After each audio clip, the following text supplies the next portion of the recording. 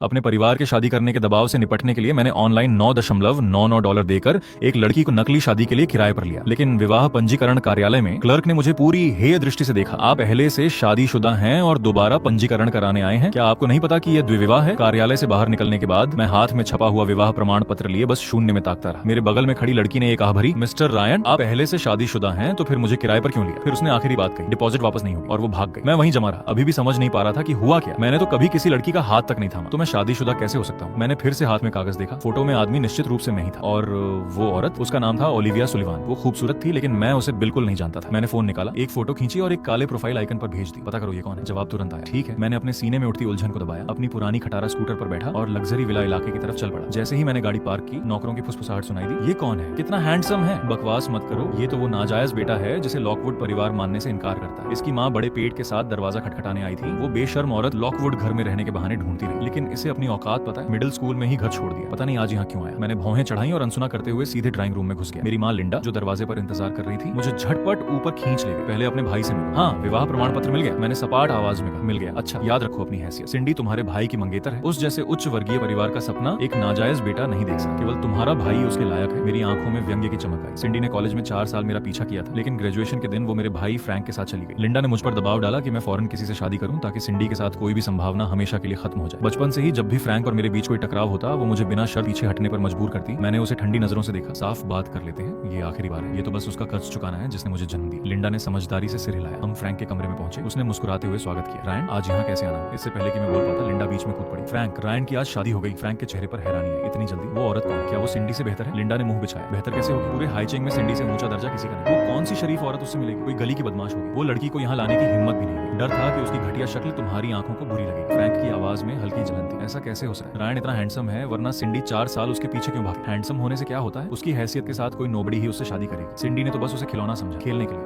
केवल तुम्हारा रुतबा सिंडी के लायक। फोटो में वो औरत किसी गली की बदमाश जैसी बिल्कुल नहीं लगी थी, लेकिन मैंने बहस करना जरूरी नहीं समझा। उसी वक्त फ्रैंक ने घड़ी पहन ली और चमड़े के जूते पहनने लगा, लेकिन शर्ट इतनी टाइट थी कि झुक नहीं पा रहा था। उसने हल्की सी मुस्कान के साथ मेरी तरफ देखा। लिंडा ने तुरंत मुझे धक्का दिया। नालायक, अभी भी इतने बेसमझ हो? तुम्हारे भाई झुक नहीं सकते, जल्दी से जूते पहनाओ उन्हें। मेरा चेहरा सख्त हो गया। खुद पहना दो। रायन, ये क्या तेवर है? लगता है शादी हो गई तो पर निकला। अभी भी लॉकवुड परिवार पर निर्भर हो तुम। अगर अभी भाई से अच्छे से नहीं रहे तो एक दिन तुम और तुम्हारी बीवी दोनों उनके सामने हाथ फैलाओगे। और वैसे भी लॉकवुड परिवार ने तुम्हें पाला पोसा, तुम्हें उनकी सेवा करनी चाहिए। इससे पहले कि मैं जवाब देता, मेरे पिता रिचर्ड अचानक दरवाजे पर प्रकट हुए। एक जरूरी मेहमान आने वाला है, किसी भी वक्त यहाँ क्या झगड़ा हो रहा है? लिंडा फौरन रोते हुए शिकायत करने लगी। ये नाशुक्रा, आज इसे शादी का प्रमाण पत्र मिला और अब मुझे मां मानना बंद कर दिया। रिचर्ड ने मुझे देखा। तुम्हारी शादी हो गई? परिवार से किसी को ढूंढवाते? प्रमाण पत्र दिखाओ। इस अजनबी से पिता की अचानक दिखाई पर वह देख मैं एक पल रुका, फिर बैग से निकाला। अगले ही पल लिंडा ने झपट कर छीन लिया। देखें तो तुम्हारी गंवार बीवी का नाम क्या है? इतने में फ्रैंक ने उत्सुकता से पूछा। पापा, कौन आ रहा है? आप इतने घबराए हुए क्यों? रिचर्ड ने उस इंसान के बारे में सोचा और उनका चेहरा खिल उठा, मानो घर पर बड़ा सम्मान बरस रहा। उत्साह से उन्होंने एक नाम लिया, ओलिविया। ये नाम सुनते ही मैं एकदम जम गया। हमारे उलझे हुए चेहरे देखकर रिचर्ड गर्व से बोले, तुम नहीं जानते, ये स्वाभाविक, वो बहुत रहस्यमयी है। मैंने भी कभी उन्हें नहीं देखा। वो सिंडी की मौसी है। सिर्फ 28 साल की उम्र में सुलिवान परिवार की असली मुखिया बन चुकी। लिंडा की सांस अटकी। तो क्या वो सिंडी से भी बेहतर रिश्ता नहीं है? सुलिवान परिवार की असली मुखिया मुख्य शाखा की बड़ी पोती से तो ऊंची है। रिचर्ड ने झुझलाते हुए कहा। क्या बकवास कर रही हो? मिस सुलिवान की शादी हो चुकी है। मैंने आंखें से कहा, शादी हो चुकी है? अगर प्रमाण पत्र पर वाकई वही है तो लगता है ओलिविया को सब पता है। लिंडा थोड़ी निराश हुई। उनके पति कौन है? फ्रैंक से भी ज्यादा भाग्यशाली? रिचर्ड सोचते हुए बोले, पता नहीं, कहते हैं ना वो ना उनके पति सामाजिक कार्यक्रमों में आते हैं, लेकिन आज वो खुद क्यों आ रही है? लिंडा ने दृढ़ता से कहा। जाहिर है फ्रैंक इतने असाधारण हैं कि सुलिवान परिवार का ध्यान खिंच गया। ये कहते हुए उसने बिना पढ़ा हुआ प्रिंट आउट मेरे हाथ में वापस ठेल दिया। फ्रैंक का हाथ थामा और उत्साहित व्यंग्य से हंसी। देखो, ये तो फ्रैंक की असली माँ से भी ज्यादा उनमें लगी हुई है। तभी बटलर ऊपर आया और बोला कि सुलिवान परिवार बस आने ही वाला। ये सुनते ही रिचर्ड तेजी से नीचे चले गए। जाते जाते उन्होंने मुझसे लापरवाही से कहा, काफी समय से घर नहीं आए, रुको एक जाम पियो जश्न। मैंने हाँ में सिर हिलाया। मैं भी रुकना चाहता था, ये देखने के लिए कि ओलिविया असल में कौन है। कमरे में वापस आकर लिंडा ने फ्रैंक को देखा, जो एक कुलीन परिवार में ब्याहने वाला था। लिंडा की आंखों में अदम्य खुशी थी। 20 से भी अधिक साल पहले अगर सोफिया न आई होती तो रिचर्ड से शादी करने वाली वो खुद होती। इसीलिए वो सोफिया से नफरत करती थी। बदले की भावना में जब उसने देखा कि सोफिया ने उसी दिन बच्चे को जन्म दिया जिस दिन उसने अस्पताल में दोनों बच्चों को बदल दिया। अब उसका अपना सगा बेटा फ्रैंक लॉकवुड परिवार का युवा मालिक बन चुका था और मैं असली बेटा तिरस्कृत नाजायज बच्चा बन गया। नीचे आकर मैं सीढ़ियों के पास अंधेरे कोने में टिककर खड़ा हो गया। दरवाजे की तरफ नजरें जमाए चुपचाप सुलिवान परिवार के आने का इंतजार करने लगा। कुछ देर बाद श्रीमती लॉकवुड सोफिया एक नौकर के सहारे नीचे उतरी। उन्होंने बैंगनी रंग का च्योंगसैम पहना था। दुबली पतली काया पर एक विद्वतापूर्ण शालीनता उनसे झलती थी। युवा नौकर ने धीरे से कहा, मैडम तबीयत ठीक नहीं है, शायद नीचे ना। सोफिया ने खांसते हुए सिर हिलाया। नहीं, फ्रैंक के लिए यह इतना जरूरी दिन है, मैं चूक नहीं सकती। मैं उनकी पीठ देखता रहा। मेरी आंखों में एक बच्चे से श्रद्धा और आदर भरा था, लगभग हास्यास्पद। लॉकवुड परिवार में वो मेरी एकमात्र ऊष्मा थी। बचपन में लिंडा अक्सर मुझे खाना नहीं देती। एक बार सोफिया ने यह देख लिया और उसके बाद से वो नियमित रूप से बगीचे में मेरे लिए खाना रखने लगी। ये सिलसिला 12 साल तक चला। अगर सोफिया की ये दयालुता न होती तो शायद मैं बहुत पहले खुद को छोड़ चुका होता। सोफिया को दूर जाते देखते हुए उनकी खांसी की आवाज बीच बीच में वापस आती रही। मेरे माथे पर चिंता की लकीरें उभर आई। तभी दरवाजे पर हलचल हुई। सुलिवान परिवार आ गया। रिचर्ड और सोफिया ने दरवाजे पर उनका स्वागत किया। थोड़ी औपचारिक बातचीत के बाद वे एक तरफ हो गए। लोगों का एक भव्य काफिला अंदर आया। मैंने फौरन ओलिविया को पहचान लिया। फोटो से भी ज्यादा खूबसूरत। उनका भाव ठंडा और पैना था। मेरी नजर महसूस होते ही उन्होंने अचानक मेरी तरफ देखा। उस तेज नजर से मेरा दिल एक पल के लिए रुक सा गया। मैं उनकी आंखों में और गहरे उतरना चाहता था, लेकिन ओलिविया ने नजर फेर ली और कहीं और देखने लगी। मैं उलझन में रह गया। क्या वो मुझे पहचानती हैं या नहीं? रिचर्ड ने चापलूसी भरी मुस्कान के साथ कहा, मिस सुलिवान, आपके पति कहाँ हैं? आपके साथ नहीं है? ये सुनते ही मुझे लगा ओलिविया ने एक बार फिर मेरी तरफ देखा। वो व्यस्त हैं, बस इतना कहा और भीड़ उन्हें स्वागत कक्ष की तरफ ले गई। सिंडी, जो 4 साल मेरे पीछे भागी थी, पीछे पीछे चली आई। औपचारिक पोशाक में वो कॉलेज के दिनों से ज्यादा परिपक्व और संयत लग रही थी। उसने मुझे नहीं देखा, बस फ्रैंक से बेमन से बात करती रही। मैं चुपचाप एक तरफ खड़ा था। तभी लिंडा ने मेरी बांह पकड़ ली। धीमी आवाज में डांटते हुए बोली, रायन, तुम अभी भी यहाँ क्यों हो? मत बताना कि अभी भी सिंडी को नहीं भूले। सुन लो, अब वो तुम्हारी भाभी है। मैंने व्यंग्य भरी मुस्कान के साथ झटक दिया। चिंता मत करो, मुझे किसी की दूसरी पसंद बनने में कोई दिलचस्पी नहीं। मिस्टर लॉकवुड ने मुझे जश्न में एक जाम पीने को कहा है। जब से होश संभाला है मैंने रिचर्ड को हमेशा मिस्टर लॉकवुड ही कहा है। लिंडा ने गुस्से में दांत पीसे। वो तो बस शिष्टाचार था, तुमने सच में मान लिया। लगता है सच में अपनी औकात नहीं पता। आज जैसे मौके पर मैं खुद अंदर नहीं जाती ताकि लॉकवुड परिवार की नाक न कटे। तुम एक नाजायज बेटे उस दस्तरख्वान पर बैठने के काबिल हो। अभी यहाँ से निकलो। मैं अधीरता से भौहें चढ़ाने ही वाला था कि मेरी नजर पड़ी। ओलिविया बालकनी की तरफ जा रही थी फोन पर बात करने। मैंने लिंडा को नजरअंदाज किया और पीछे चल पड़ा। जैसे ही मैं पास पहुंचा, ओलिविया ने फोन काट दिया। फिर उन्होंने बर्फीली नजरों से मेरी तरफ देखा। मेरे कदम थोड़े लड़खड़ाए। उनकी खतरनाक नजर का सामना करते हुए मैंने होठों पर मुस्कान लाई और एक आजमाइशी अभिवादन किया। जानू, ओलिविया की आंखें ठंडी रहीं। मैं सीधे उनकी आंखों में देखता रहा, प्रतिक्रिया का इंतजार करते हुए। लेकिन वो शब्द सुनकर उनकी नजर और भी ठंडी और शत्रुतापूर्ण हो गई। कोई भाव नहीं, कोई हलचल नहीं। फिर वो मुड़कर चलने लगी। मैं जल्दी से आगे बढ़कर उनके रास्ते में खड़ा हो गया। आप मुझे नहीं पहचानती? ओलिविया ने मुझे ऊपर से नीचे देखा। हटिए, क्या मुझे आपको जानना चाहिए? महोदय, मैं विवाहित हूँ, कृपया थोड़ा सम्मान दिखाइए। मैं थोड़ा हक्का बक्का हो गया। वो साफ तौर पर मुझे नहीं जानती, फिर भी कह रही हैं कि शादीशुदा। क्या रजिस्ट्री कार्यालय ने कोई गलती की? माफ कीजिए, आपके पति कौन है? तुमसे मतलब नहीं। 4 और बर्फीले शब्द। मैंने विवाह प्रमाण पत्र की कॉपी निकालकर उनकी तरफ बढ़ाई। मिस सुलिवान, इस पर जो महिला है वो आप ही है ना? ओलिविया की नजर पुरुष के नाम पर पड़ी। उन्होंने व्यंग्य से मुंह बिचकाया। मिस्टर रायन, असली प्रमाण पत्र कोई महंगी चीज नहीं है। अगर नकली बनवाना ही था तो कम से कम पेशेवर तरीके से बनवाते। इतना कहकर वो लिविंग रूम में वापस नहीं गई, बल्कि छोटे बगीचे से होते हुए तेजी से पार्किंग की तरफ चल पड़ी। मैं पीछे भागा, सफाई देने की कोशिश की, लेकिन 2 बॉडीगार्ड्स ने रास्ता रोक लिया। मैं उनकी जाती हुई पीठ पर चिल्लाया, मिस सुलिवान, ये प्रमाण पत्र असली है। अगर यकीन न हो तो रजिस्ट्री कार्यालय में जाकर देख सकती है। ओलिविया गाड़ी में बैठी और चली गई। उनका पर्सनल असिस्टेंट पीछे रह गया। मैं लिविंग रूम में लौटा तो सीधे फ्रैंक से सामना हो गया, जिसने मुझे ओलिविया को परेशान करते देख लिया था। उसकी आंखें चमकी। रिचर्ड चिंता से भरे बोले, मिस सुलिवान अचानक क्यों चली गई? क्या हमारी आवभगत में कोई कमी रह गई? फ्रैंक ने मुट्ठियां भींची। आवाज में झिझक थी। मैंने देखा रायन मिस सुलिवान को परेशान कर रहे थे। वो नाराज होकर चली गई और संदेश छोड़ा कि आप अपने परिवार को संभालें। रायन के इस व्यवहार से सुलिवान परिवार सोचेगा कि हमें कोई तमीज नहीं। रिचर्ड का चेहरा फौरन काला पड़ गया। इधर मैं अपनी स्कूटर पर ओलिविया को ढूंढता रहा, लेकिन उनका कहीं अता पता नहीं था। निराश ही था कि अचानक फोन बजा। मैंने उठाया। एक महिला की आवाज आई, बॉस, ओलिविया की जानकारी मिल गई। ओलिविया सुलिवान परिवार के मुखिया की दूसरी बेटी है। अफवाह है कि वो बेहद ठंडी और निर्दयी है, इसीलिए बचपन में उन्हें विदेश भेज दिया गया था। सबको लग रहा था कि परिवार की बागडोर बड़े बेटे को यानी सिंडी के पिता को मिलेगी, लेकिन किसी को नहीं पता था कि ओलिविया पिछले हफ्ते अचानक वापस आ जाएंगी। न जाने उन्होंने कौन से कठोर हथकंडे अपनाए, लेकिन सुलिवान परिवार के मुखिया को पद से हटवा दिया और सीधे सुलिवान ग्रुप की बागडोर संभाल ली। मैंने माथे पर बल डाले, उनकी संपर्क जानकारी और शेड्यूल निकालो, बाद में मैं खुद जाकर मिलूंगा। फोन रखकर मैंने कनपटी में, ये मामला उलझता जा रहा है। ओलिविया की हैसियत को देखते हुए उनसे मिलना आसान नहीं हो, और आज मैंने भी बेवकूफी की, जानू कहकर उन्हें डरा दिया। मैंने एक आह भरी खटारा स्कूटर स्टार्ट की और धीरे धीरे घर की तरफ चल पड़ा। शहर की चहल पहल पीछे छूटती गई और मैं शहर के बाहरी इलाके के एक पुराने मोहल्ले में आ गया। मिडिल स्कूल में लॉकवुड घर छोड़ने के बाद मेरे पास ज्यादा पैसे नहीं थे, इसलिए यहाँ एक पुराना मकान किराए पर ले लिया था। बाद में इसकी आदत पड़ गई और कभी बदला नहीं। घर के मोड़ पर पहुंचने ही वाला था कि अचानक एक 80 से 90 साल की बुजुर्ग महिला सड़क पर निकल आई। मैंने जोर से ब्रेक लगाए, बाल बाल बची। पहले मुझे लगा कोई ढोंगी है, लेकिन ध्यान से देखा तो वो बड़े शालीन कपड़े पहने थी। गले में एक टैग लटक रहा था जिस पर एक संपर्क नंबर और नीचे लिखा था, अगर ये व्यक्ति खो जाए तो कृपया इस नंबर पर कॉल करें, उचित पुरस्कार दिया जाएगा। साफ था कि बुजुर्ग महिला को अल्जाइमर था। मैंने फौरन फोन निकाला और टैग पर लिखा नंबर डायल करने लगा। तभी उन्होंने अचानक मेरी कलाई पकड़ ली। उनकी आंखें चमक उठी। दामाद, मेरे दामाद। मेरा मुंह फड़का। 22 साल से अकेला और आज एक और पत्नी मिल गई। मुझे हंसी आ गई। मैंने हल्के से पूछा, दादी माँ, आपकी नातिन कौन है? नाम क्या है उनका? हाँ, उनका नाम है।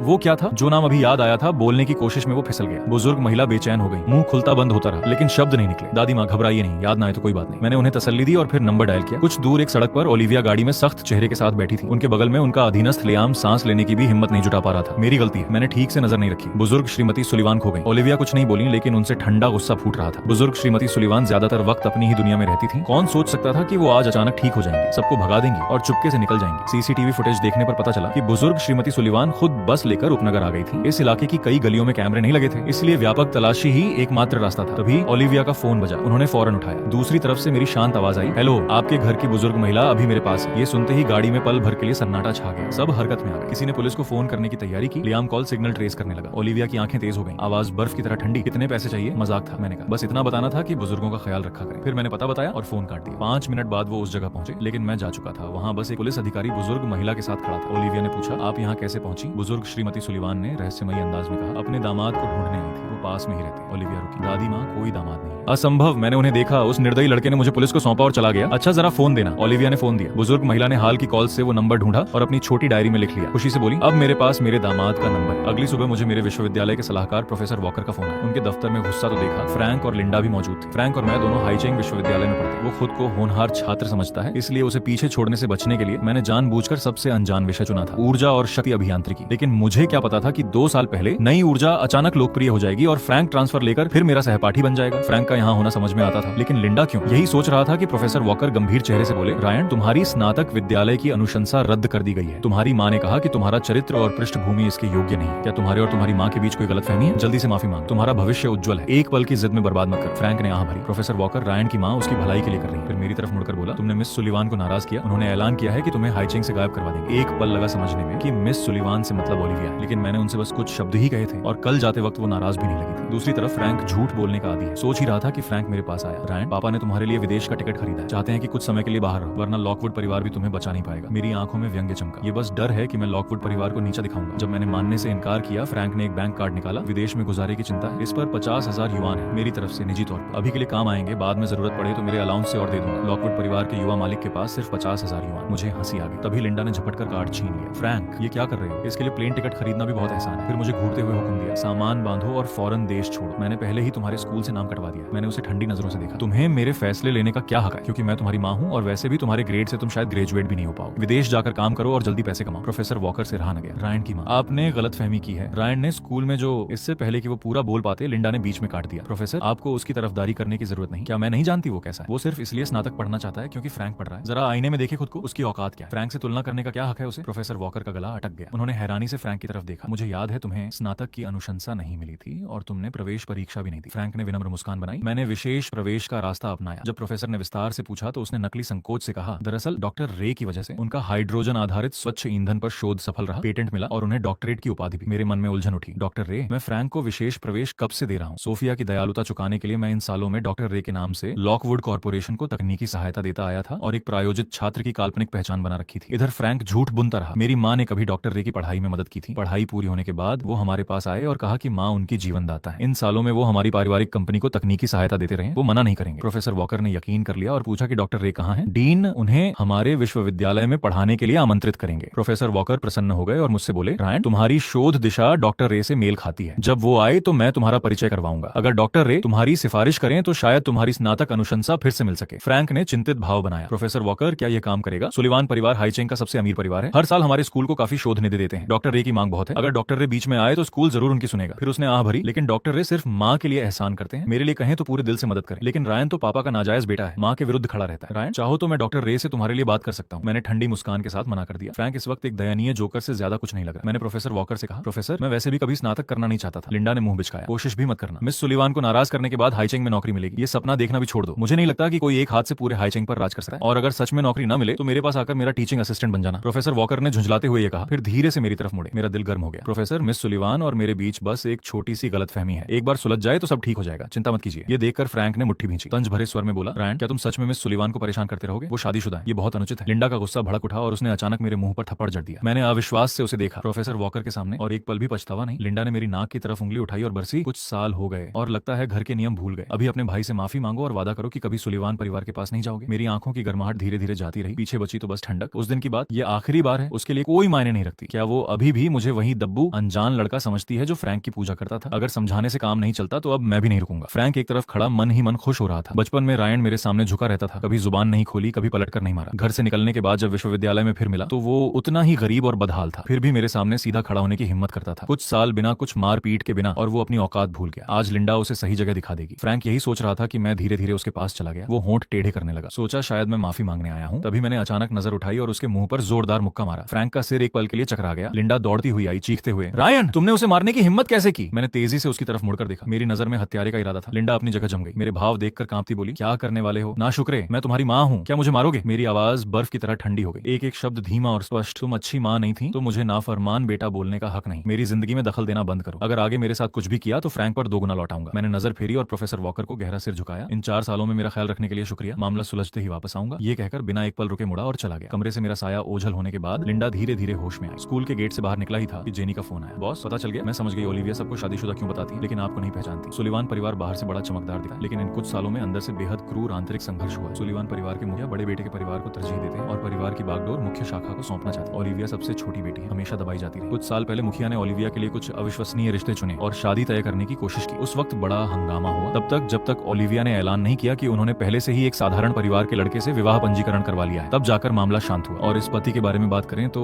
बड़ी दिलचस्प बात है, वो कभी सार्वजनिक रूप से नहीं आए, कभी किसी सुलिवान पारिवारिक समारोह में नहीं दिखे। तो सब कुछ जोड़ने पर एक ही सच निकलता है, और वो ये है कि जेनी शब्दों को खींच रही थी रहस्य बनाने की कोशिश में। लेकिन इससे पहले कि वो बोल पाती, मैं पहले ही समझ चुका था। उसका शेड्यूल और संपर्क जानकारी मिली। जेनी एक पल के लिए शर्मिंदा होकर चुप हो गई। अगले कुछ दिनों का शेड्यूल भेज रही हूँ, लेकिन उनका निजी नंबर नहीं मिला। कोई बात नहीं, सीधे जाकर घेरूंगा। ओलिविया जैसी हैसियत वाले लोग अपना निजी नंबर बड़ी सावधानी से छुपाते हैं, न मिलना स्वाभाविक है। जेनी फौरन गपशप के मूड में आ गई। वो चारों तरफ बॉडीगार्ड से घिरी रहती हैं। पास जाना आसान नहीं। क्या आप जबरदस्ती करेंगे या थोड़ा शांत रहेंगे? मेरे होठों के कोने पर एक शरारती मुस्कान उभरी। सुलिवान ग्रुप के प्रवेश द्वार पर मैंने अपनी डिलीवरी यूनिफॉर्म सीधी की, एक डिलीवरी बॉक्स उठाया और रिसेप्शनिस्ट से बोला, मिस सुलिवान के लिए उनके खुद के दस्तखत चाहिए। रिसेप्शनिस्ट ने सेक्रेटरी ऑफिस को फोन किया। मुझे ऊपर जाने की अनुमति मिली। प्राइवेट लिफ्ट से सीधे 88वीं मंजिल पर पहुंचा। लिफ्ट से बाहर निकलते ही नजारा खुल गया। पूरी एक मंजिल, 100 से ज्यादा सचिवालय कर्मचारी, सिर्फ एक इंसान की सेवा में, ओलिविया। मैं मिलने आई सेक्रेटरी के पीछे चला, आराम से सीईओ के दफ्तर तक पहुंचा और दरवाजा खटखटाया। अंदर से एक सुरीली आवाज आई, आइए। मैं सोच रहा था कि आखिर ओलिविया से मिलना होगा, तभी एक साया आड़े आ गया। रुको। लियाम ने भौहें चढ़ाते हुए मुझे ऊपर से नीचे देखा। मिस्टर रायन, आप यहाँ क्या कर रहे हैं? उसका चेहरा काला पड़ गया। कल लॉकवुड घर में मुझे ओलिविया को परेशान करते देखा था। ओलिविया ने मुझसे निपटने की जहमत नहीं उठाई, और आज यह आदमी डिलीवरी मैन बनकर फिर यहाँ आ धमका। उसने 2 बॉडीगार्ड्स को इशारा किया। क्या हो रहा है? पहचान तक नहीं जांची और कोई भी ऊपर चला आया। इसे अभी बाहर फेंको। बदलो। ये क्या मतलब है? क्या सुलिवान ग्रुप डिलीवरी वालों को हेय दृष्टि से देखता है? वो काम करने वाले लोगों का सम्मान करते हैं, लेकिन क्या तुम डिलीवरी वर्कर हो? क्या तुम्हारे पास डिलीवरी वर्कर का आईडी है? लियाम ने व्यंग्य से कहा। उसके मुंह से ये निकला ही था कि एक वर्क आईडी सीधे उसके चेहरे के सामने आ गया। उसका भाव अकड़ गया। अभी तो नहीं बनवाया ना? आईडी खुली, पंजीकरण की तारीख सामने थी। लियाम स्तब्ध रह गया। 8 साल पहले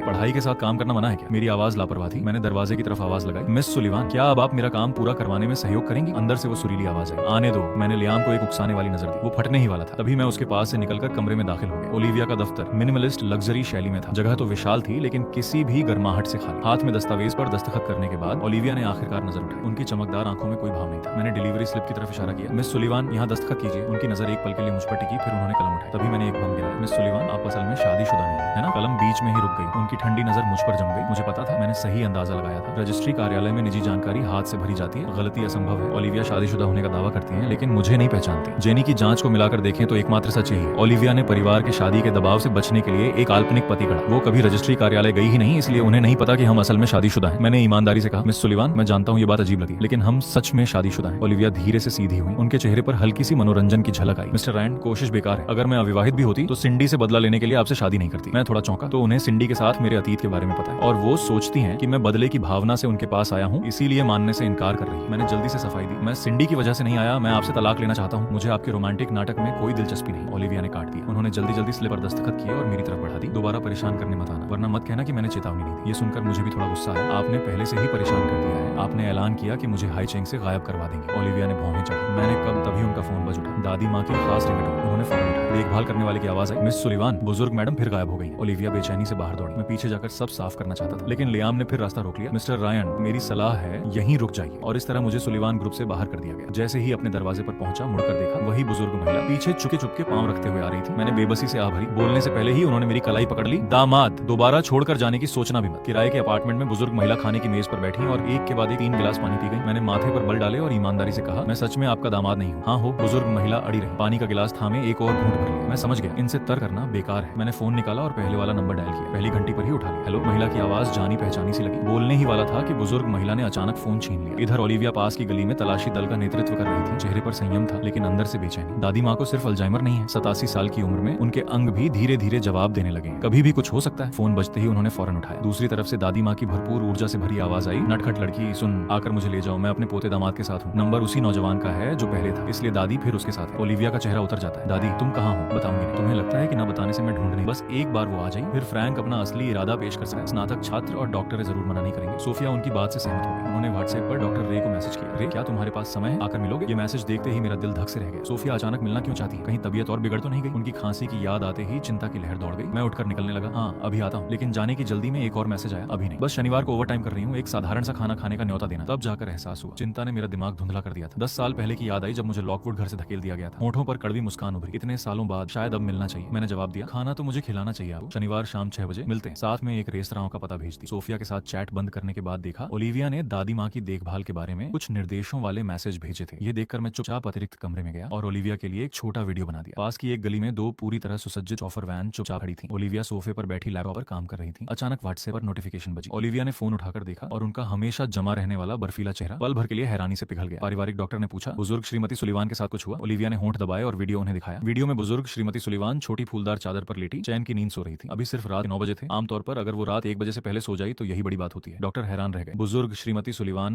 इस युवक के साथ सच में अलग ही है। अगर ये लगातार उनके पास रह सके तो उनकी सेहत में जरूर सुधार होगा। ओलिविया की नजर गहरी हो गई, मानो कुछ सोच रही हूँ। अगली सुबह ओलिविया का मैसेज आया। हम दोनों के बीच बातें होती रहीं। ओलिविया को लगने लगा जैसे किसी पुराने दोस्त से बात कर रही हूँ। अचानक उन्होंने पूछा, क्या मैं आज रात दादी माँ से मिलने आ सकती हूँ? बिल्कुल, आप कभी भी स्वागत है। मैंने पता भेज दिया। इधर बाहर मैं बोर होकर इंतजार कर रहा था। तभी पीछे से एक जानी पहचानी आवाज आई। मैं मुड़ा और एक जाना पहचाना चेहरा सामने था। सिंडी, जिस नरम और विचारशील चेहरे को मैं जानता था, वो अब काला पड़ा हुआ था। वो मुझे घूर रही थी। कॉलेज में मैं हमेशा अकेला रहता था। सिंडी गर्मजोशी से भरी और मिलनसार थी, ना हमेशा मेरे पास रहती थी। वो मेरी एकमात्र दोस्त जैसी। लेकिन अब हमारे बीच हालात अजीब थे। मैंने झिझकते हुए कहा, कोई काम था? सिंडी ने मुंह बिचकाया। फ्रैंक ने मुझे तुम्हारी असलियत बता दी। तुमने मुझसे छुपाया क्यों? और मैं बेवकूफ की तरह 4 साल तुम्हारे पीछे भागती रही। मजा आया? मेरा सीना ऐसे दबा जैसे किसी ने मुट्ठी में कसकर पकड़ लिया हो। कभी नहीं सोचा था कि 4 साल की दोस्ती इतनी आसानी से टूट सकती है। मैं पीछे हटा दूरी बनाने के लिए, लेकिन सिंडी आगे बढ़ी और जिद से बोली, तुम्हारे पास कहने को कुछ नहीं है? मैंने व्यंग्य से हंसी निकाली। नहीं। मुड़कर चलने लगा। जब वो मेरी पृष्ठभूमि को हेय दृष्टि से देखती है तो ये दोस्ती रखने लायक नहीं। मेरे इस निर्णायक रवैये ने किसी वजह से सिंडी को चढ़ा दिया। मुझे दूर जाते देख उसने बिना सोचे मेरी कलाई पकड़ ली। जा नहीं सकते। मैंने मुड़कर देखा और कुछ। सिंडी का चेहरा तन गया। सीने में गुस्सा उबलने लगा। वो समझ नहीं पा रही थी। पहले उसने ही छोड़ा था, फिर अब ऐसा क्यों लग रहा है कि वो खुद छोड़ी जा रही है। फिर उसकी व्यंग्य भरी आवाज सुनाई दी, अभी भी साइड जॉब कर रहे हो? मतलब अभी तक कोई असली नौकरी नहीं मिली? क्यों ना मेरा पर्सनल असिस्टेंट बन जाओ। मैंने उसकी पकड़ झटकी और ठंडे स्वर में मना किया, मैं इसके काबिल नहीं हूँ। लेकिन सिंडी रुकी नहीं। कुछ खास करना नहीं होगा। मेरे दफ्तर के पास एक अपार्टमेंट है, बस वहां रहना और मेरी रोजमर्रा की जरूरतें पूरी करनी है। 50,000 युआन महीना काफी है। मेरी आंखें फौरन ठंडी हो गई। तुम चाहती हो मैं तुम्हारा रखैल बनूं? सिंडी ने ठाका लगाया। इसके लिए तो तुम पूरी तरह योग्य हो। आखिर तुम्हारी माँ खुद किसी की रखैल थी। बचपन से इसी माहौल में पले बड़े हो। इसे खानदानी परंपरा कह लो। यकीन है तुम इसमें माहिर निकलोगे। ये सुनते ही मैंने उसे जमीन पर धकेल दिया और ठंडी नजरों से देखा। बस, लेकिन खड़े होने के बाद वो गुस्सा होने की बजाय हंसती। सोचने के लिए वक्त देती हूँ, मन बदले तो कभी भी आ जाए। ये कहकर सिंडी चली गई। मैंने खुद पर कड़वी हंसी निकाली। उस शाम ओलिविया समय पर काम से निकली और हाथ में दवाइयां लिए उस पुराने उपनगरीय मोहल्ले में पहुंची। व्हाट्सएप पर मिले पते पर दरवाजा खटखटाया। दादी माँ को स्वस्थ देखकर ही ओलिविया ने चारों तरफ नजर दौड़ाई। सिर्फ 60 वर्ग मीटर का 2 कमरों का अपार्टमेंट, लेकिन साफ सुथरा और आरामदेह। तभी बाथरूम से पानी बहने की आवाज आई। कोई नहा रहा था। ओलिविया ने जैसे झटका लगा हो नजर फेर ली। पारिवारिक डॉक्टर पीछे से अंदर आने लगे। ओलिविया ने रोका, उपकरण दो, गाड़ी में इंतजार करो। ओलिविया ने जल्दी से दादी माँ का ब्लड प्रेशर, ब्लड शुगर, हृदय गति सब जांचा। शायद रात को अच्छी नींद आई थी। सभी रीडिंग हैरान करने वाली हद तक सामान्य थी। बुजुर्ग श्रीमती सुलिवान ने गर्व से कहा, मेरा दामाद मेरा कितना ख्याल रखता है। देखकर यकीन हो गया। ओलिविया आखिरकार थोड़ी ढीली पड़ी। उनकी नजर एक बार फिर बाथरूम की तरफ गई। फिर उन्होंने उपकरण समेटने शुरू किए। आप ठीक हैं तो मैं चलती हूँ। बुजुर्ग श्रीमती सुलिवान चौंकी। खाना खाकर नहीं जाओगी? मेरा दामाद बहुत अच्छा खाना बनाता है, सुविधाजनक नहीं है। ओलिविया ने मेडिकल उपकरण नीचे रखे। ये यहीं छोड़ जाती है। बुजुर्ग श्रीमती सुलिवान की आंखें घूमी। ले जाओ, मेरे दामाद को इस्तेमाल करना नहीं आता और मुझे डॉक्टर फैंग को यहाँ नहीं आने देना। मैं चाहती हूँ तुम हर रोज आकर देखो मुझे। ओलिविया कुछ कहने ही वाली थी कि बाथरूम का पानी अचानक बंद हो गया। वो फौरन उठी, मेडिकल केस उठाया और घबराहट में बाहर की तरफ गई। मैं चलती, कल आऊँ। दरवाजा बंद होते ही मैं बाथरूम से पूरे कपड़े पहने बाहर निकला। आपकी नातिन कहाँ? चली गई। बोली, सुविधाजनक नहीं। बुजुर्ग महिला ने मुंह बनाया। हमेशा इतनी औपचारिक रहती है। वो लंबा मुंह खींच रही है। दामाद, इसीलिए तुम्हें वो पसंद नहीं। वो बदल सी है ये सब। मैं आपका दामाद नहीं हूँ। हाँ हूँ। मैं पूरी तरह बेबस हो गई। इन 2 दिनों में बुजुर्ग महिला मुझे बेहद प्यारी लगने लगी। मेरी हर बात मान लेती। बस इस एक मामले में बिल्कुल अड़ी रहती थी। कुछ दिन बाद बुजुर्ग महिला ने अचानक कहा कि वो घर जाकर कुछ कपड़े लाना चाहती है। मैंने नातिन को मैसेज किया और पता मांगा, लेकिन जैसे ही लोकेशन खुली मैं जम गया। Estate number 1। ये तो सुलिवान परिवार का आवाज है, हाईचेंग का सबसे मशहूर रईसी इलाका। मैं सोच रहा था कि बुजुर्ग महिला किसी छोटे विला में रहती होगी। सुलिवान परिवार का तो ख्याल भी नहीं आया था, लेकिन जब मंजिल पर पहुंचकर उस भव्य पुरातन शैली के काले फाटक को देखा जिस पर बारीक नक्काशी थी, तो झिझकते हुए पूछा, दादी माँ क्या ये आपका घर है? बुजुर्ग महिला की आंखें नींद से भारी थी, भाव कुछ धुंधला। दामाद, मुझे याद नहीं। बेबसी से मैंने नातिन को मैसेज किया। जवाब फौरन,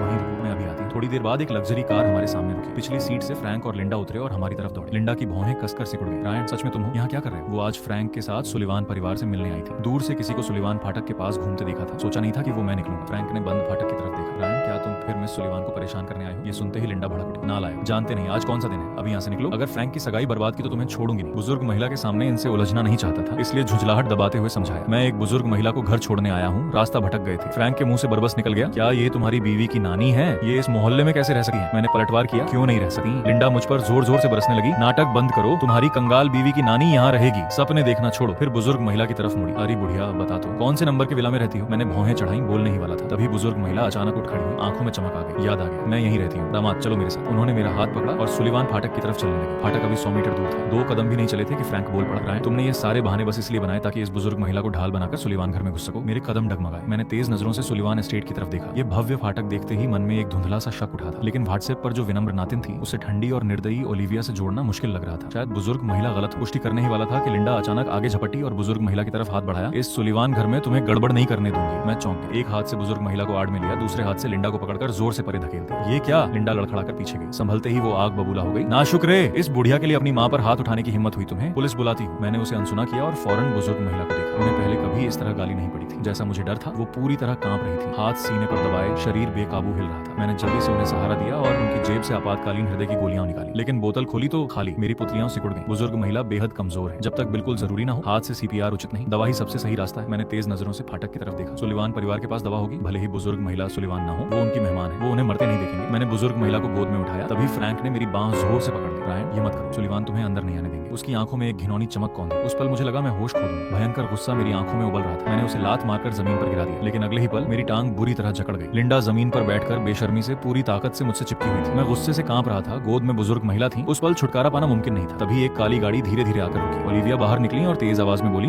ये सब क्या हो रहा है? फ्रैंक फौरन बोल पड़ा, मिस सुलिवान, ये रायन है। ये एक मरते हुए इंसान को लेकर सुलिवान एस्टेट में घुसकर धोखाधड़ी करना चाहता था। मुझे नहीं रोक पाने का अफसोस है। ये सुनते ही ओलिविया की नजर मेरी गोद में गई और उन्होंने देखा कि वो इंसान उनकी दादी माँ है। उनकी पुतलियां तेजी से सिकुड़ी। वो तेज कदमों से हमारी तरफ बढ़ी। दादी माँ ओलिविया के सबसे करीब है, लेकिन उनकी सेहत सालों से गिरती जा रही है। ओलिविया साफ तौर पर बेहद घबरा गई थी। मेरे पास सफाई देने का वक्त नहीं था। मैंने जल्दी से कहा, बुजुर्ग महिला को दिल का दौरा पड़ रहा है। उनके पास जो गोलियां थी वो खत्म हो गई। अगर वक्त पर दवा मिल जाए तो सब ठीक हो जाएगा। ओलिविया ने होंठ खींचे, दादी माँ को मेरी गोद से लिया और सुलिवान एस्टेट की तरफ दौड़ पड़ी, बिना पीछे देखे। मैं पीछा नहीं कर सका क्योंकि लिंडा अभी भी मेरी टांग से चिपकी थी। फ्रैंक को अभी भी बुजुर्ग महिला की पहचान पर शक था, लेकिन लिंडा ने मुझे छोड़ा, कपड़े झाड़े और मुंह बिचकाया। तो यही चाल थी, उस बुढ़िया को ढाल बनाकर सुलिवान फाटक तोड़ना। तभी सुलिवान का फाटक खुला और सिंडी बाहर निकली। फ्रैंक का चेहरा फौरन चापलूसी से भर गया। सिंडी, तुम्हें पार्किंग में इंतजार करना था, फाटक तक आने की क्या जरूरत थी? सिंडी ने जबरदस्ती नरमी दिखाई। डर था कहीं पहली बार में रास्ता न भटक जाओ। फिर उसने मेरी तरफ देखा और उसकी नरमी पल भर में बर्फीली दुश्मनी में बदल गई। रायन, क्या तुम मन बदलने आए हो? मैंने सीधा चेहरा रखा और चुप रहा। मन बदलता तो फोन कर लेते। सुलिवान एस्टेट में आने की इजाजत किसने दी? एक नाजायज बेटा इस फाटक से कदम रख भी सकता है। सिंडी ने ठंडी हंसी निकाली। वैसे अगर सच में अंदर झांकना है तो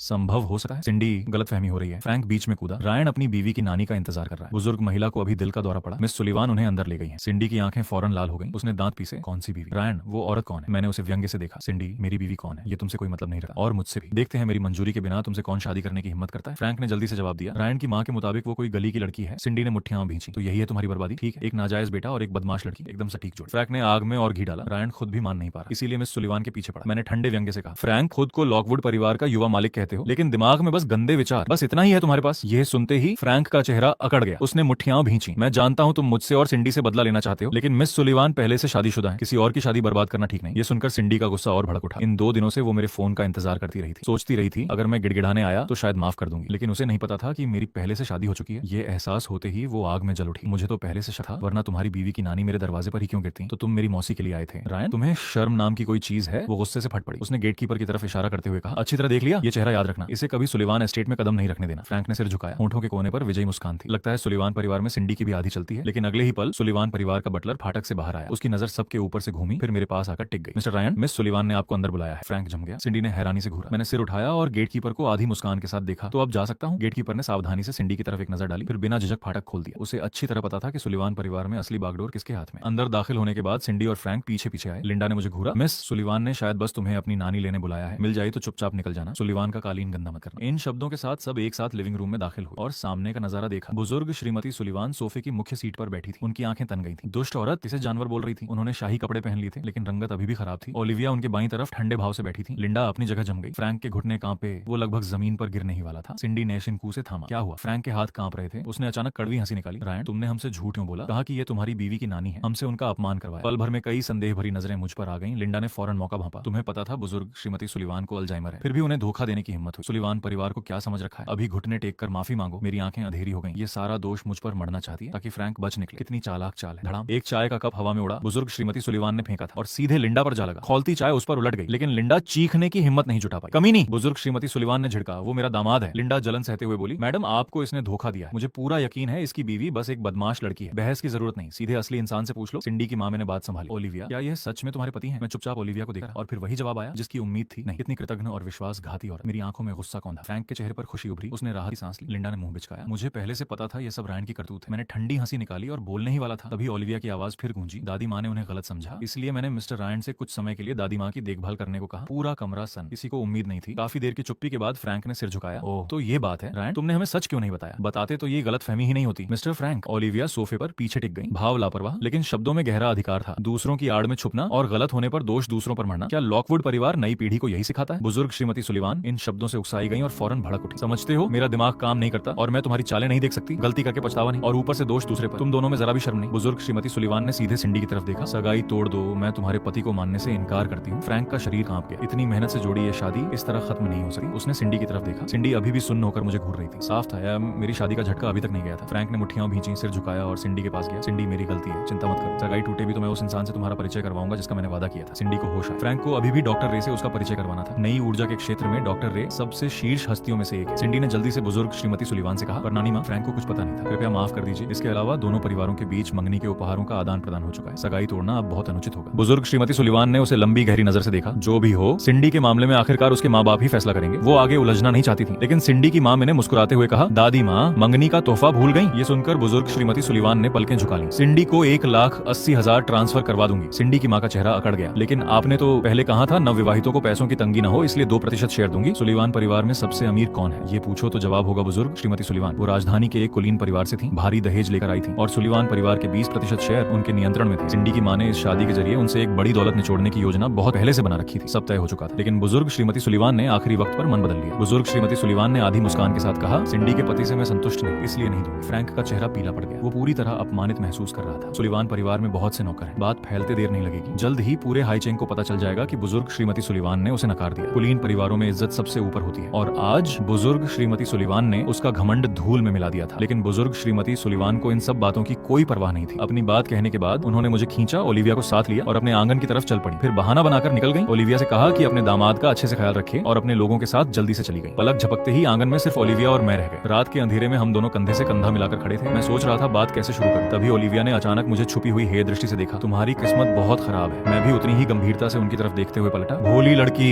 ओलिविया का चेहरा काला पड़ गया। उन्हें उम्मीद नहीं थी कि मैंने दादी माँ को इतना अपने वश में कर लिया होगा कि उन्होंने यह भी बता दिया, जिससे साफ हो गया कि मेरे इरादे नेक नहीं। दादी माँ का इस पर आसक्त हो जाना शायद इत्तेफाक हो, षड्यंत्र का कोई सबूत नहीं। लेकिन इस आदमी का दादी माँ को दयालुता से अपने यहाँ रखना ये इसलिए भी हो सकता है क्योंकि दादी माँ ने गलती से अपनी पहचान बता दी। मैंने एक चुटकी ली लेकिन असली काम नहीं भूला। याद है आपने टेक्स्ट में कहा था एक काम में मदद करेंगे, क्या आप मेरे साथ विवाह रजिस्ट्री कार्यालय चलकर हमारी वैवाहिक स्थिति जान सकती हैं? ओलिविया का चेहरा और सख्त हो गया। बेसब्री से तीखे स्वर में बोली, ठीक है चलते हैं, लेकिन अगर ये झूठ निकला तो उम्मीद करती हूँ दादी माँ का बहाना बनाकर मुझे परेशान करना बंद करोगे। तभी बुजुर्ग श्रीमती सुलिवान का सिर खिड़की से बाहर झांका। नटखट लड़की, क्या मेरे दामाद को परेशान कर रही हो? ये सुनते ही ओलिविया का भाव फौरन अकड़ गया। रात का खाना सादा था, 4 व्यंजन और 1 सूप, 3 लोगों के लिए बिल्कुल सही। लेकिन बुजुर्ग श्रीमती सुलिवान को भूख नहीं थी। कुछ और खाने के बाद उन्होंने चॉपस्टिक रख दी। दामाद, थकान हो रही, चलो घर चलते हैं, खुद को थकाओ मत, आज रात घर पर आराम करो। ये आंगन एक छोटे से रिटायरमेंट होम जैसा था, पूरी तरह मेडिकल मशीनों से सुसज्जित। बुजुर्ग श्रीमती सुलिवान ने घबराहट से मेरा हाथ पकड़ लिया। तो क्या तुम यहाँ रुकर मेरे साथ रहोगे? मैंने भौहें चढ़ाई और ओलिविया की तरफ देखा। सच कहूँ तो मुझे भी बुजुर्ग महिला की चिंता थी, लेकिन ओलिविया साफ तौर पर मुझसे नफरत करती है और शक करती है कि मैं उनके करीब जाने के लिए बुजुर्ग महिला का इस्तेमाल कर रहा हूँ। वो कभी राजी नहीं होगी। ओलिविया एक पल के लिए चुप रही, फिर बोली, ठीक है। फिर उन्होंने मुझे एक सार्थक नजर दी, साफ चेतावनी की कोई गलत ख्याल मन में न लाओ। खाने के बाद मैं बुजुर्ग श्रीमती सुलिवान को उनके कमरे में आराम करने के लिए ले गया। आज उन्हें सच में बहुत थकान हो गई थी। एक और तबीयत बिगड़ने का डर सह चुकी थी। लेटते ही ऊँघने लगी। नींद बेहद बेचैन थी, इसीलिए मेरे पास बिस्तर के पास बैठे रहने के अलावा कोई चारा नहीं था। खिड़की के बाहर ओलिविया गंभीर चेहरे के साथ खड़ी थी। दादी माँ के साथ क्या हो रहा है? पारिवारिक डॉक्टर ने कभी मनोविज्ञान पढ़ा था। उन्होंने आह भरी। मुझे नहीं पता बुजुर्ग श्रीमती सुलिवान इस युवक पर क्यों आसक्त हो गई, लेकिन उनकी इस बेचैनी का, इस डर का अंदाजा मैं लगा सका हूं कि दामाद कहीं चला न जाए। फिर डॉक्टर ने ओलिविया की तरफ देखा। बुजुर्ग श्रीमती सुलिवान शायद महसूस करती हैं कि इस साल को पार नहीं कर पाएंगी। उन्हें डर है कि एक बार वो चली गई तो आपके पास कोई नहीं बचेगा जिससे आप दिल खोलकर बात कर सकें। ये दामाद ही एकमात्र है जिसे वो पीछे छोड़ सकती हैं आपके साथ रहने के लिए। ओलिविया थोड़ी सी ठिठकी। उनकी काली आंखों में भावनाओं का एक तूफान उठा जिसे दबाना मुश्किल था। बहुत देर बाद वो फिर शांत हो गई। चांदनी में खड़ी थी, मानो पीछे के अंधेरे में पूरी तरह समा जाएंगी। न जाने कितनी देर बाद अचानक मुड़ी और तेज कदमों से मुख्य घर की तरफ चली गई। फ्रैंक बेहद तकलीफ देह खाना खा रहा था क्योंकि अभी अभी उसने 2% शेयर खो दिए थे। सिंडी की माँ में बेहद नाराज थी। उनके शब्दों में छुपे हुए कटाक्ष थे। रायन तुम्हारे परिवार का नाजायज बेटा है ना, तो वो बुजुर्ग श्रीमती सुलिवान को अपना कैसे बना लेता है और तुम नहीं बना सकते? फ्रैंक बस सिर झुकाकर माफी मांगता रहा। आंटी में मेरी जुबान रायन जैसी चिकनी नहीं है। मैंने व्यंग्य से कहा, मुझे नहीं पता तुम कौन सा तरीका इस्तेमाल करते हो, लेकिन वो 2% शेयर वापस लाकर दिखा, वरना सुलिवान परिवार में ब्याह का सपना छोड़ दो। फ्रैंक अपनी परेशानी जाहिर नहीं कर सका था। आखिरकार खाना खत्म हुआ, जाने की तैयारी कर ही रहा था, तभी ओलिविया वापस आई। से। जैसे ही वो कमरे में दाखिल हुई, एक भारी दबाव पूरे माहौल में फैल गया। उनकी नजर भव्य दावत पर पड़ी और उनका चेहरा और सख्त हो गया। दादी माँ ने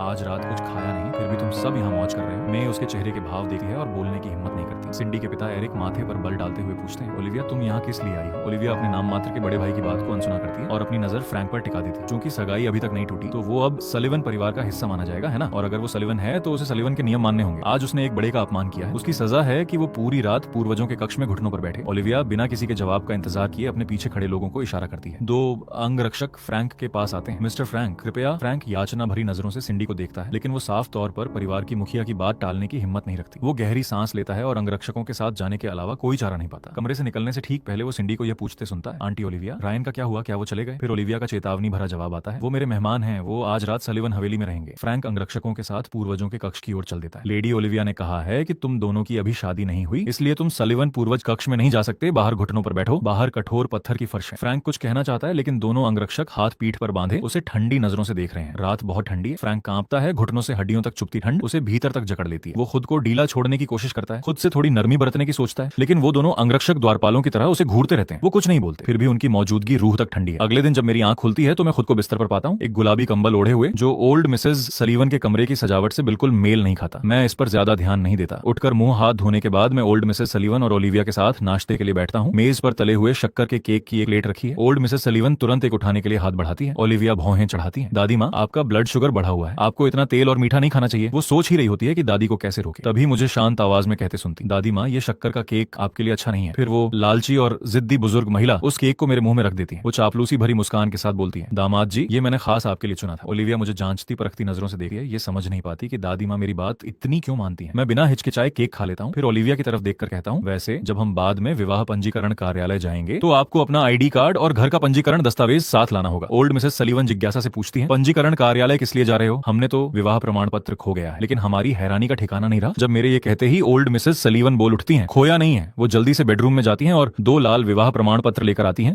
और ओलिविया मुझे थमा देती है। मैं अपने हाथ में थमे विवाह प्रमाण पत्र को सदमे में देखता रहता हूँ। अचानक मुझे एहसास होता है कि ओल्ड मिसेस सलीवन ने पहली मुलाकात से ही मुझे दामाद जी कहकर बुलाया था। उन्हें शुरू से पता था कि हम विवाहित हैं। मुझे लगता है जैसे मैंने सच्चाई का एक धागा पकड़ लिया हो। मैं तुरंत पूछता हूँ, दादी माँ, ये विवाह प्रमाण पत्र आपके पास क्यों है? ओल्ड मिसेस सलीवन एक पल के लिए रुक जाती है। उनकी आंखें थोड़ी धुंधली हो जाती हैं। मुझे याद नहीं। तो फिर मिसेस सलीवन और मेरी शादी कैसे हुई? ओल्ड मिसेस सलीवन बस सिर हिलाती रहती है। मुझे याद नहीं। मैं थोड़ा बेचैन हो जाता हूँ। दादी माँ, जरा और याद करने की कोशिश करें, बस करो। ओलिविया धीमी लेकिन तीखी आवाज में झिड़कती है और आगे बढ़कर मेरे और ओल्ड मिसेस सलीवन के बीच आ जाती है। वो मुझे ठंडी और निर्लिप्त नजरों से देखती है। रायन, ये प्रमाण पत्र असली है। अब तुम ये कहोगे कि रजिस्ट्री कार्यालय जाने की जरूरत नहीं, तो यही था तुम्हारा असली मकसद। पहले रजिस्ट्री कार्यालय जाने का वैध बहाना बनाकर मुझे परेशान करो, फिर दादी को यह नकली प्रमाण पत्र निकलवाकर उन्हें यकीन दिला दो। मुझे उसके लहजे में हल्की सी हत्या करने की चाहत महसूस होती है और मैं पूरी तरह हैरान रह जाता हूँ। खैर, आज जाना जरूरी नहीं। तलाक कोई एक बार की रजिस्ट्री से नहीं होता। 2 साल से हम कानूनी रूप से पति पत्नी हैं, इसलिए संपत्ति के बंटवारे के कई मामले। पहले हमें तलाक का समझौता साइन करना होगा। नहीं। ओलिविया ये कहकर मुझे ध्यान से देखती है और उसे बस एक पल की हिचकिचाहट के बाद मुझे अनमने ढंग से कहते देखती है, जैसी आपकी मर्जी। क्या वो इतना अच्छा अभिनय कर रहा है या ये विवाह प्रमाण पत्र सच में असली है? ओलिविया को अचानक संदेह होने लगा है। वो बस प्रमाण पत्र उठाती है और पहले बाहर निकल जाती है। पार्किंग में इंतजार करो, मैं ओल्ड मिसेस सलीवन को आश्वस्त करते हुए मुस्कुराता हूँ। जैसे ही हम पार्किंग में पहुंचते हैं, मुझे लिंडा दिखती है जो चांग बाई चेहरे वाले फ्रैंक को सहारा दे रही है। मुझे आता देख वो नाराजगी से दौड़ कर आती है। तुम्हें अपने भाई की मदद करनी चाहिए रायन। तुम नाजायज संतान हो, लेकिन लॉकवुड परिवार ने तुम्हारी पृष्ठभूमि को नजरअंदाज करके तुम्हें पाला पोसा। कम से कम उनकी मेहनत का तो लिहाज करो। तुम्हें लॉकवुड परिवार का कर्ज चुकाना चाहिए। ये दिमागी धुलाई मैं 20 साल से सुनता आ रहा हूँ और अब ये मुझे बस हंसाती है। मुझे चुप देखकर लिंडा मौके का फायदा उठाती है। अब तुम बड़े हो गए हो, आखिरकार लॉकवुड परिवार का कर्ज चुकाने का मौका आया है। रायन, क्या ओल्ड मिसेस सलीवन तुम्हारी बात नहीं मानती? जाओ और उनसे कहो कि वो 2% हिस्सेदारी तुम्हारे भाई को वापस दें। ये सुनकर मैं अचानक हंस पड़ता हूँ। मैं तो बस एक तुच्छ नाजायज संतान हूँ। भला ओल्ड मिसेस सलीवान्स मेरी बात क्यों मानेंगी? लिंडा एक पल के लिए ठिठक जाती है और कुछ और कहना चाहती है, लेकिन मैं उसके पास से निकलकर सीधे ओलिविया की गाड़ी की तरफ बढ़ जाता हूँ। गाड़ी जल्दी ही विवाह पंजीकरण कार्यालय पहुंच जाती है। गाड़ी रुकते ही लियम बेतहाशा दौड़ता हुआ आता है। बॉस, ड्राइवर ने बताया कि आप अकेले निकल गए। मैं घबरा गया और आपकी लोकेशन ट्रैक करके यहाँ पहुंचा। कुछ हुआ क्या? ओलिविया चुप रहती है। तुम यहाँ कैसे पहुंचे? लियम मन में सोचता है, क्या बॉस सच में रायन की वजह से इतनी परेशान हो गई है? बॉस, चिंता मत करो, जैसा मैंने कहा था वो आपसे दोबारा नहीं मिल पाएगा, वरना मैं लाइव स्ट्रीम में खाऊंगा। मैं पिछली सीट पर बैठे हुए सुस्त आवाज में बोलता हूँ, कौन सा लाइव स्ट्रीम चैनल? लियम का शरीर अकड़ जाता है। बस यूं ही हम तीनों सेवा हॉल में दाखिल होते हैं। लियम पहले बोलता है, नमस्ते, मैं पूछना चाहता था क्या कोई बिना खुद उपस्थित हुए विवाह प्रमाण पत्र बनवा सकता है? बिल्कुल नहीं, क्लर्क जवाब देता है। लियम मुझे व्यंग्यात्मक नजरों से देखता है। सुना तुमने नकली प्रमाण पत्र तैयार किया है। मैं अभी पुलिस को फोन करके जालसाजी और उत्पीड़न की शिकायत करता हूँ, लेकिन ओलिविया प्रमाण पत्र आगे बढ़ा देती है। कृपया जांच करें कि ये विवाह प्रमाण पत्र असली है या नहीं। रिकॉर्ड देखने के बाद क्लर्क जवाब देता है, ये प्रमाण पत्र असली है। ये नामुमकिन है। क्या आपने जानकारी गलत दर्ज की है? लियम चिल्लाता है, बकवास है। विवाह एक गंभीर मामला है। पंजीकरण करवाने वाले दोनों पक्षों की पहचान पूरी तरह सत्यापित की जाती है और वे घोषणा पत्र पर हस्ताक्षर करते हैं। मैं जल्दी से बोलता हूँ, क्या हम अपने घोषणा पत्र देख सकते हैं? ओलिविया भी सिर हिलाती है। कृपया वो फॉर्म निकालें। क्लर्क अनमने ढंग से उठता है। आप दोनों सच में एक जोड़े की तरह एकमत हैं। ठीक है, मैं ढूंढ कर लाता हूँ। जल्द ही 2 पंजीकरण दस्तावेज हमारे सामने रखे जाते हैं। मैं हस्तलिखित अक्षरों पर नजर डालता हूँ। ये सच में मेरी ही लिखावट है। लियम झुककर देखता है और सांस रोक लेता है। बॉस, ये सच में आपकी लिखावट है। ओलिविया चुप हो जाती है। मैं क्लर्क की तरफ मुड़ता हूँ। नमस्ते, क्या हम उस दिन की सुरक्षा कैमरे की फुटेज देख सकते हैं जब हमने पंजीकरण कराया था? माफ कीजिए, हम केवल 6 महीने तक की फुटेज रखते हैं। क्लर्क हमें बार बार आश्वस्त करता है, हमारी प्रक्रिया में कोई भूल नहीं होती। प्रमाण पत्र प्राप्त करने के लिए दोनों पक्षों का व्यक्तिगत रूप से उपस्थित होना अनिवार्य है। हम तीनों पंजीकरण कार्यालय से बाहर निकलते हैं। लियम बहुत चक्का दिखा। बॉस, अब क्या करें? ओलिविया की आंखें गहरी हो जाती हैं जबकि मैं एक भौं उठाता हूं। तलाक। हम दोनों एक साथ बोलते हैं। लियम हक्का बक्का रह जाता है। फिर पूछता है, अगर अभी तलाक लेना है तो क्या तलाक की शर्तों पर चर्चा नहीं होनी चाहिए? मेरा वकील आपसे संपर्क करेगा। मेरे वकील से बात करो। ओलिविया और मैं तीसरी बार एक साथ बोलते हैं। मैं हंसता हूँ और सीधे कहता हूँ, ऐसा करते हैं, हम दोनों अपने अपने वकीलों से समझौता पत्र तैयार करवाते हैं। पहले हम खुद देख लेते हैं और अगर कोई समस्या हो तो वकील आपस में बात कर लेंगे। लियम मुंह बिचकाता है। तुम जैसा कोई वकील का खर्च उठा सकता है? लेकिन ओलिविया सहमति में सिर हिलाती है। मैं लियम को नजरअंदाज करके अपना फोन निकालता हूँ। मिस सलिवन, चलिए व्हाट्सएप पर एक दूसरे को जोड़ लेते हैं। संपर्क में रहना आसान होगा। ओलिविया मुझे एक अर्थपूर्ण नजर से देखती है और अपना QR कोड खोलती है। मैं स्कैन करता हूँ और चैट बॉक्स खुलता है जिसमें संपर्क का नाम साफ ना समझ पोती। उसका चेहरा तुरंत काला पड़ जाता है। मुझे भी शर्मिंदगी होती है। मैं भूल गया था कि हम पहले से एक दूसरे को जोड़ चुके थे। उसके तने हुए चेहरे को देखकर मैं खंखारता हूँ। वो नाम तो बस यूं ही रख दिया था। मैं जल्दी से नाम बदलकर नासमझ लड़की करता हूँ। एक फिर मिलेंगे का संदेश छोड़ता हूँ और टैक्सी पकड़ लेता हूँ। गाड़ी में मैं जेनी को फोन करता हूँ। मुझे सबसे अच्छा तलाक का वकील ढूंढो। वो मुझसे एक पैसा भी नहीं ले सकी। बॉस, आपकी शादी का माजरा क्या है? आप दोनों को एक साथ याददाश्त नहीं खोनी चाहिए थी। मैं एक लंबी सांस लेता हूँ। कोई एक तो जरूर जानता है कि क्या हो रहा है। क्या वो ओल्ड मिसेस सलीवन है? मैं माथे पर बल डालता हूँ। अल्जाइमर के नैदानिक परीक्षण की दवा की रफ्तार बढ़ानी होगी वरना वक्त निकल जाएगा। जब मैं घर पहुंचता हूँ तो ओल्ड मिसेस सलीवन एक सूटकेस लेकर मेरे दरवाजे पर इंतजार कर रही है। दामाद जी, आप आ गए। मैं ढेर सारे कपड़े लेकर आई हूँ। मैं एक पल के लिए रुकता हूँ, फिर बेबस मुस्कुराहट के साथ हंस देता हूँ। उसी दिन हाईचेंग की सबसे मशहूर लॉ फर्म को 2 गुमनाम मुकदमे मिलते हैं जिनकी मांगे हैरान करने वाली हद तक एक जैसी हैं। दूसरा पक्ष एक पैसा भी नहीं ले सकता। जूनियर वकील बड़बड़ाता है, मैंने इतने निर्दयी पति पत्नी कभी नहीं देखे। लेकिन वरिष्ठ वकील खुशी से हंसता है, एक अनुबंध से 2 गुनी फीस मिलेगी, दोनों को भेज दो। कुछ देर बाद ओलिविया के दफ्तर में मेरा तलाक का समझौता पत्र पहुंचता है। जैसे ही वो उसे खोलती है, लियम दरवाजा धकेल कर अंदर आता है। बॉस, जांच के नतीजे आ गए। मिस्टर रायन को कुछ दिन पहले ही पता चला कि आप दोनों विवाहित हैं। जब वो पंजीकरण के लिए गए थे, उसके लॉकवुड परिवार छोड़ने के बाद के इन कुछ सालों की बहुत सारी जानकारी गायब है। बहुत अजीब है। ओलिविया एक पल सोचती है, तो तुम अभी भी सोचते हो कि वो किसी तरह इस मामले में शामिल है? उसका मकसद अभी भी साफ नहीं है और डॉक्टर रे बहुत मायावी है। हम अभी तक उन तक नहीं पहुंच पाए। ओलिविया चुप रहती है। उसे नहीं पता कि अल्जाइमर के नैदानिक परीक्षण की जो दवा है वो ठीक वही है जिसे मैं विकसित कर रहा हूँ। उस शाम ओलिविया मुझे नीचे बुलाती है और समझौता पत्र थमाती है। मुझे कोई आपत्ति नहीं, साइन करो। उसे उम्मीद थी कि मैं मना करूंगा, लेकिन मैं बिना हिचकिचाए साइन कर देता हूँ। कल तलाक ले लेते हैं। इतनी जल्दी? मैं अंदर से तड़प रहा हूँ। आखिरकार मेरी कंपनी शेयर बाजार में सूचीबद्ध होने का इंतजार कर रही है। कल सुबह रजिस्ट्री कार्यालय में मिलते हैं। जैसे ही हम बात कर रहे होते हैं, ओल्ड मिसेस सलीवन नीचे आ जाती है। उनका चेहरा पीला पड़ा हुआ है, आवाज कांप रही है। तुम दोनों तलाक ले रहे हो? ये कहते ही उनकी आंखें बंद हो जाती हैं और वो जमीन पर गिर पड़ती हैं। अस्पताल के कमरे के बाहर डॉक्टर सख्त चेतावनी देता है, ओल्ड मिसेस सलीवन और कोई तनाव नहीं झेल सकती, उन्हें दोबारा परेशान बिल्कुल मत करना। ओलिविया बेंच पर बैठी है, उसके हाथ बेकाबू होकर कांप रहे हैं। जब ओल्ड मिसेस सलीवन की आंख खुलती है तो वो मुझे कर्कश आवाज में देखते हुए कहती है, दामाद जी, मैंने सपना देखा कि तुम और वो शरारती लड़की तलाक लेना चाहते हो। ये सच नहीं है ना? मैं चुप रहता हूँ, लेकिन ओलिविया बोल उठती है, सच नहीं तो फिर तलाक नहीं होगा। मुझे अपना घर का पंजीकरण दस्तावेज और विवाह प्रमाण पत्र दे दो। जी। ओलिविया हर बात पर राजी हो जाती है। ओल्ड मिसेस सलीवन फिर मुझे दे। दामाद जी, उस शरारती लड़की ने जो कहा वो सच है ना? डॉक्टर की हिदायत याद करके मैं एक पल चुप रहता हूँ। सच है। उस रात मैं सोफे पर बैठकर अंग्रेजी शोध सामग्री पर काम कर रहा होता हूँ। व्हाट्सएप पर ओलिविया का संदेश आता है, जैसे ही दादी माँ की तबीयत ठीक हो जाए हम तलाक ले लेंगे। मैं जवाब देता हूँ, ठीक है, समझौता पत्र तो साइन हो ही चुका है, हम एक दूसरे के लिए कुछ भी नहीं है। ओलिविया एक और संदेश भेजती है, कोई और मांग, जैसे ही दादी माँ ठीक हो, जल्द से जल्द तलाक। ओल्ड